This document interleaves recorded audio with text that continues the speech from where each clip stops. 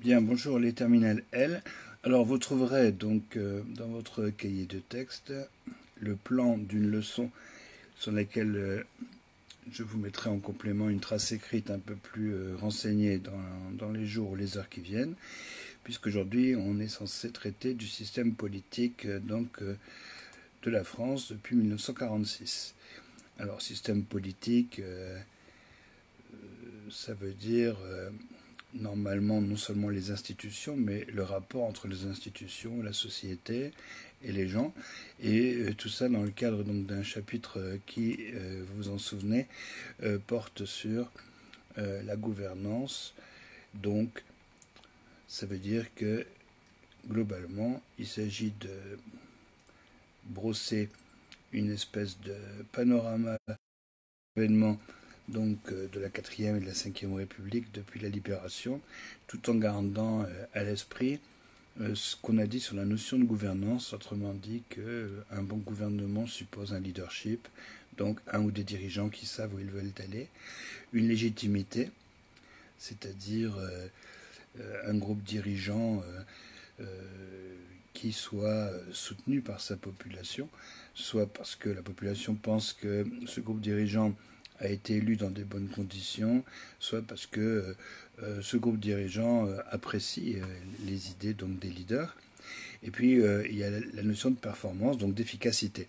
Alors ces trois notions, il faut normalement essayer de les croiser pour essayer de porter un jugement sur les différentes étapes. Par exemple, on peut remarquer que la quatrième République manque de leaders.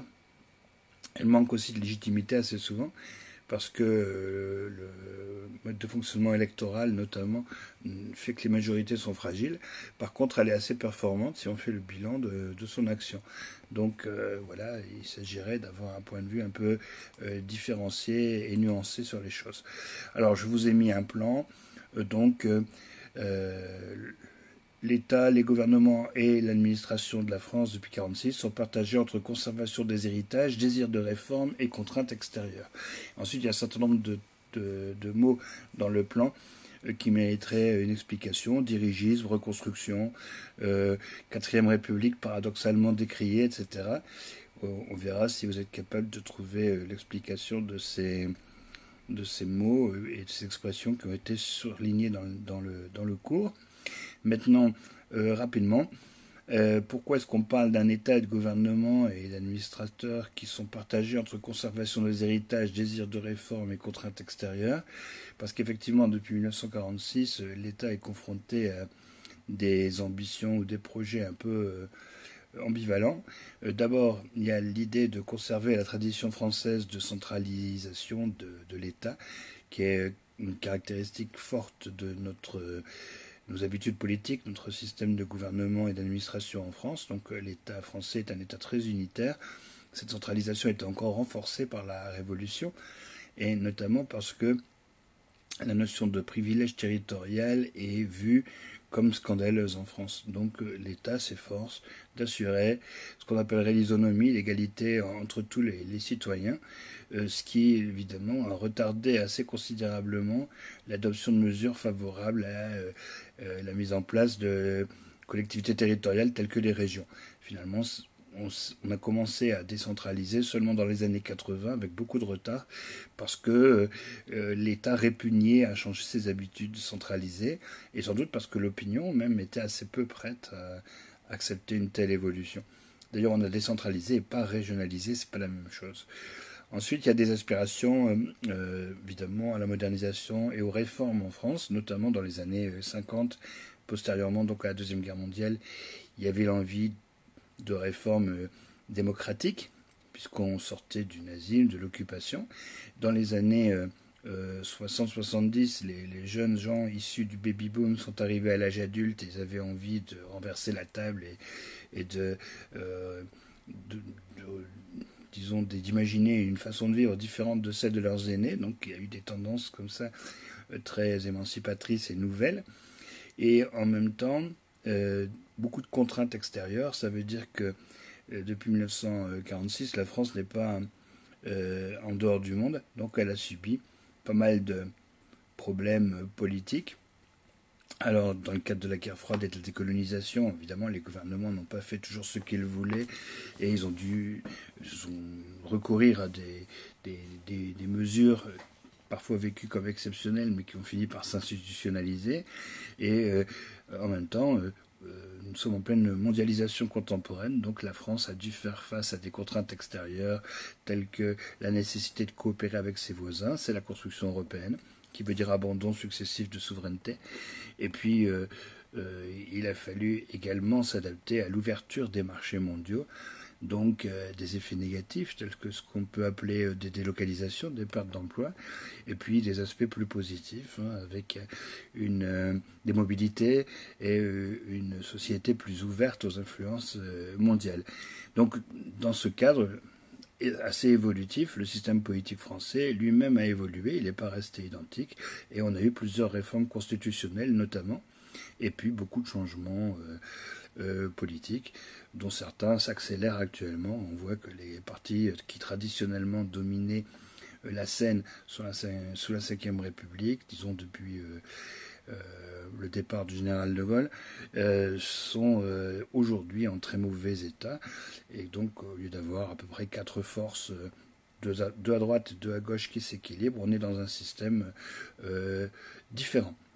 Alors, voilà, écoutez, je ne vais pas parler plus longtemps aujourd'hui. Ça veut dire pas une diffusion d'un flux sur Facebook, mais plutôt des échanges avec les élèves. Alors, je vois que très peu se sont connectés et puis ne sont pas restés, peut-être parce qu'ils n'étaient pas assez nombreux à être connectés au même moment. Alors, avec les TS, avec vous, eh bien, je pense qu'on n'est pas assez nombreux pour faire un cours satisfaisant. Alors je vous donnerai donc les informations par écrit. J'aimerais bien par ailleurs que vous réfléchissiez un petit peu à votre degré d'engagement dans le cadre de nos projets européens. Si certains d'entre vous peuvent se libérer et venir en classe à partir du 15 juin par exemple, puisqu'à priori on reprendrait les cours courant juin, mais tout le monde ne serait pas forcément invité.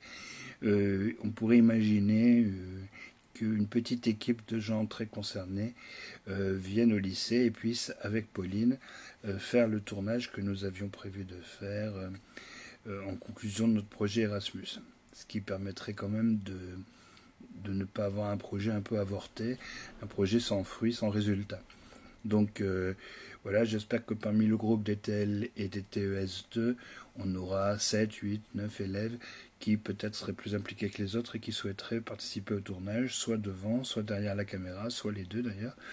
Et à ce moment-là, on essaiera avec Monsieur Pujalon de programmer quelque chose autour du 15 ou du 20 juin avec donc Pauline. Possiblement quelques élèves étrangers si nos camarades roumains, portugais ou bulgares sont susceptibles de faire le déplacement. Mais d'une part, on ne sait pas si c'est possible pratiquement pour eux, ni si ce serait légalement autorisé. Et pour terminer, une partie du tournage était censée se faire en extérieur. On ne sait pas si la mairie serait toujours d'accord pour l'autoriser.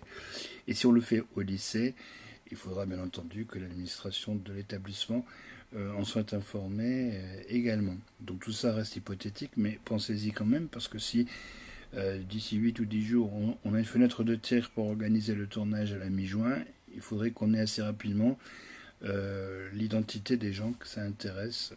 Puisque je vous dis, on n'a pas besoin d'être très nombreux, mais je pense qu'il faudrait au moins 5 ou 6 élèves du groupe et peut-être une dizaine.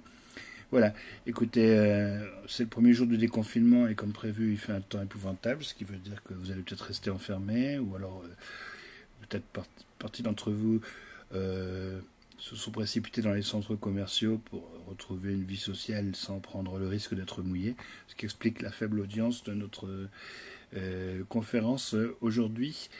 Je vous signale quand même les TL et les TES que c'est vous qui avez le plus gros morceau de cours manquant, puisque évidemment, à raison de 4 heures par semaine, on est à la 6e ou 7e semaine sans cours, ça veut dire qu'il y a quand même des chapitres importants que vous n'aurez pas vus cette année. Hein.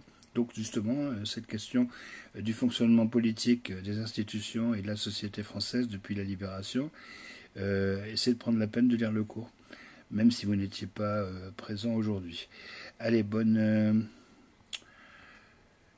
continuation, et donc la semaine prochaine à 14 h, normalement, on fait une visioconférence, ou bien si vous n'êtes pas très motivé, eh bien, vous retrouverez un cours, cette fois-ci sur l'Europe, dont la gouvernance est particulièrement difficile à appréhender, parce qu'en fait, l'Europe, ça n'existe pas. Il y a plusieurs Europes imbriquées l'une dans l'autre, ce qui fait que les logiques de ces différentes Europes ne coïncident pas vraiment. Certaines sont d'inspiration fédéraliste, d'autres pas. Ce ne sont pas les mêmes membres non plus, les mêmes pays qui font partie de toutes les Europes. Et pourtant, toutes ces Europes ont les mêmes symboles, notamment le même drapeau, ce qui fait que pas mal d'ambiguïté demeure aux yeux du grand public. Allez, bonne fin de journée, à bientôt.